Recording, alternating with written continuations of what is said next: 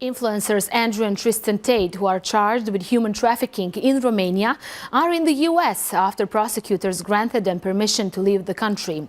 But they are now also facing a criminal investigation in Florida.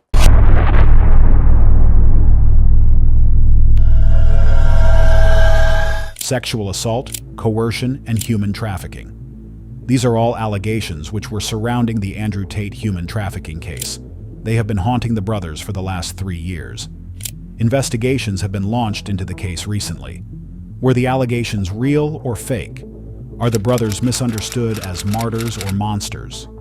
In this video, we will go over all the latest information on the Tate brothers' Florida investigation, and then give you the most current Andrew Tate trafficking charges update on this as of late unfolding case, Andrew and Tristan Tate.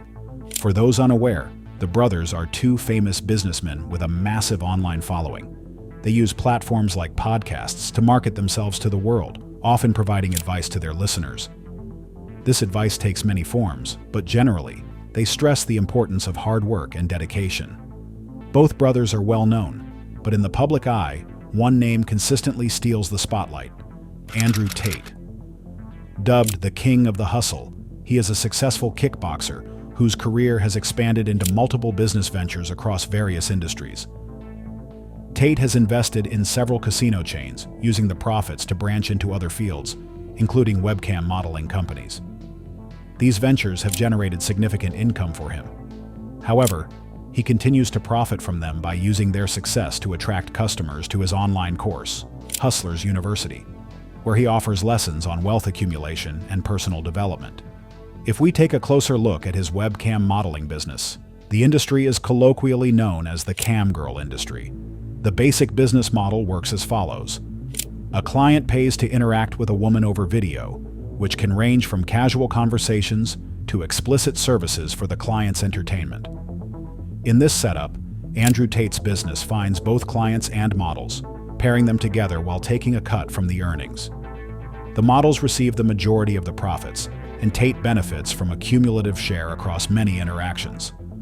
While this model is lucrative for both parties, it has also drawn consistent ethical scrutiny, and for Andrew Tate, controversy is inescapable. The exact proceeds from Tate's ventures are not publicly available, and estimates vary due to multiple factors. However, as of 2023, Tate's net worth is estimated to be between $10 million and $370 million. Tristan Tate's wealth follows a similar pattern, with investments in various industries, including cryptocurrency. His estimated net worth stands at approximately $160 million. Over the years, numerous accusations have been leveled at the two brothers. In summary, in 2022, they were arrested on charges of human trafficking, rape, and forming an organized crime group. Authorities allege they used the lover boy method, a deceptive tactic where women are made to believe they are in a romantic relationship, only to be manipulated into sex work. The charges stated that the brothers exploited these women for the production of pornography. In 2024, they were involved in a civil case with 3 women who claimed to have been physically harmed by the brothers. Additionally, UK authorities accused them of possible tax evasion. Given these legal controversies, it's no surprise that Tate remains a highly polarizing figure. His online persona frequently espouses misogynistic and far-right views, which have drawn widespread criticism. As a result, social media platforms have repeatedly attempted to deplatform him, leading to multiple account bans. Due to the legal charges put on him during 2022, the brothers were arrested and placed under house arrest. In February 2025, the Romanian authorities lifted the travel restrictions on the brothers, and with their freedom granted to them, the brothers chose to travel out of their country. This led to them flying to Florida.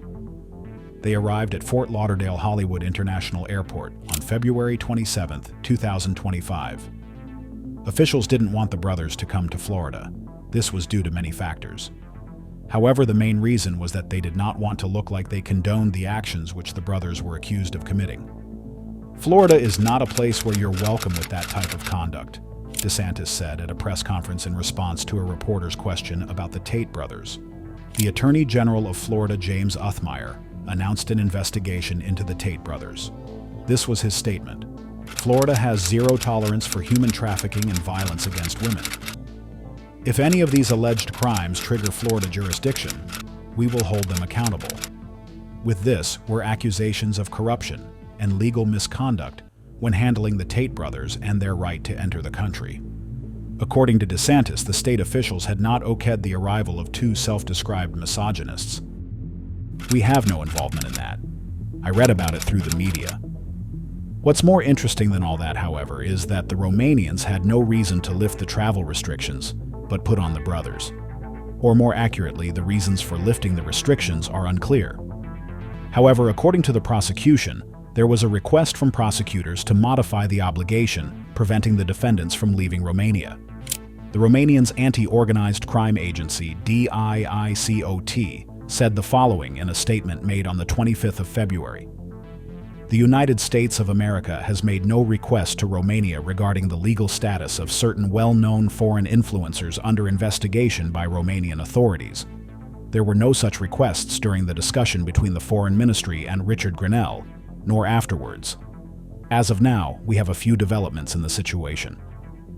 On the 4th March, James Uthmeier announced on social media that he directed his office to work together with police and other authorities to conduct a preliminary inquiry into the Tate brothers.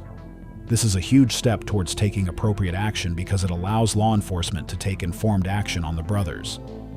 Based on a thorough review of the evidence, I've directed the Office of Statewide Prosecution to execute search warrants and issue subpoenas in the now active criminal investigation into the Tate brothers. The Tate brothers' lawyer Joseph McBride released a statement on that day to respond to the investigation. Today, Attorney General James Uthmeier threw ethics law out of the window when he publicly took a side in an ongoing Florida lawsuit where Andrew and Tristan Tate are suing a Florida woman for orchestrating a sophisticated plot to use sex as a weapon to ruin their lives, the statement read in part. During an appearance on May 3rd, Andrew Tate said the government was caving into media scrutiny and demands to send Tate back home. Tate said he has a U.S. passport and should thusly be allowed in and out of his homeland. He said that he hasn't broken any laws of any kind. Because of that, he shouldn't be tried or even convicted for a crime he never committed. This is about the media pressure from the Florida governor condemning the actions and beliefs of the brothers. The condemnation is based on the allegations of sexual assault and trafficking that the two brothers were charged with. Even now, the brothers deny the allegations. With such a tangled web of allegations, statements, and media frenzy, it's easy to get confused by who's in the right and who's in the wrong. And I think the situation is more complicated than that. In this section of the video, we will go over the complexities of this situation and how we can get a better understanding of similar situations in the future. The brothers have always had a complicated relationship with ethics and morality. On one side, their businesses are largely uncontroversial. Gambling, self-help courses, and stock market investment are all fairly ethical and unquestionably normal ways for most wealthy people to make their money. However, there is the other side of their businesses.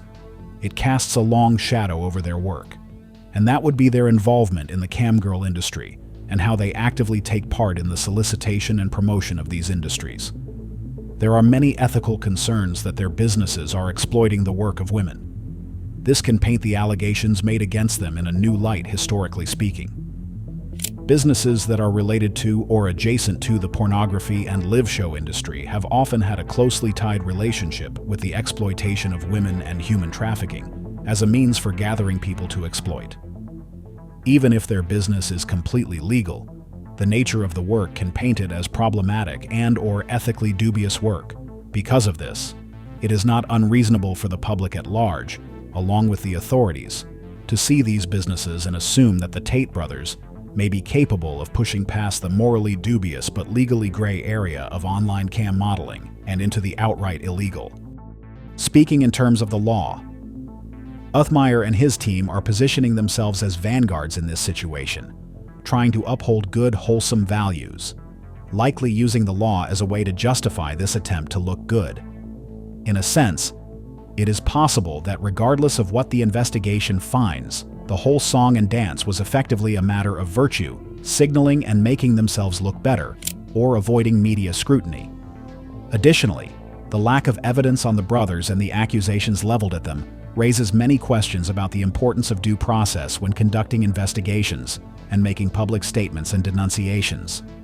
For you to come up with your interpretations of the situations, it's highly important to understand each side's biases and motivations. The Tate brothers. Andrew, in particular, has cultivated a cult of personality around himself. Often his fans and his image is centered around the misogynistic and far-right views. This means that his beliefs are often quick to come into conflict with the beliefs of most people. This makes it so that his brand is built around promoting as much discourse as possible. And after so many of his socials were banned, he needs to reclaim some of the fame he once had. Because of this, it's more than possible that Andrew wants to use this situation to promote his businesses like Hustlers Academy. Additionally, he has built a narrative around himself which he refers to as the Matrix. It's a concept referring to the typical standards and ways in which we live our lives. His brand often gets a lot of attention from both outside and inside its community whenever his ideas of breaking out of the Matrix are challenged. This creates a martyr image around himself and makes it almost seem like people are trying to silence him for saying something correctly. In addition to that, the authorities and the media at large have the incentive to slander or arrest Tate. This means that in practice, the statements from Florida's leadership and the overall media portrayal of the situation are likely about maximizing attention. The media benefits from seeing the drama between Tate and the authorities escalate. Because of this, there is media pressure to see the authorities deliver some kind of punishment or warning to the brothers, while the authorities are primarily interested in delivering justice with due process. The pressure from the media can make it easy to justify the need to jump the gun or try and start investigations where there is limited information. In conclusion, the Tate brothers remain emblematic of the modern paradox where bold entrepreneurship meets serious ethical and legal controversies. Their varied business ventures, from legitimate investments to more controversial sectors like webcam modeling, have not only amassed them substantial wealth, but also ignited fierce public debate. While they leverage media and polarizing public personas to maintain relevance and drive their brand, the ongoing investigations and mixed legal claims underscore a complex interplay between due process and sensationalism. Ultimately, this situation challenges us to scrutinize both the legitimacy of the accusations and the motivations behind the narratives, reminding us that truth in such cases is often multifaceted and deeply entangled in bias.